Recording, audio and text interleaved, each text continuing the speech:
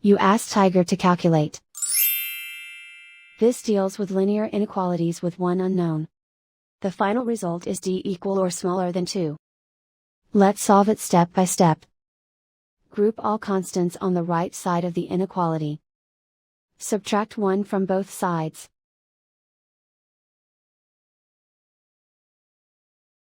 Group like terms.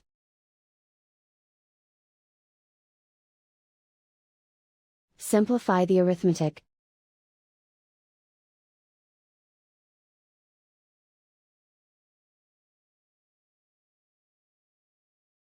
Isolate the d. Divide both sides by 8.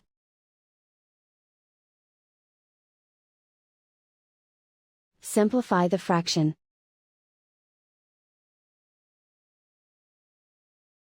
Find the greatest common factor of the numerator and denominator.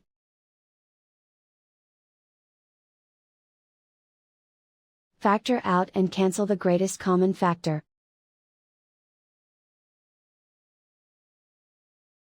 Plot the solution on a coordinate grid.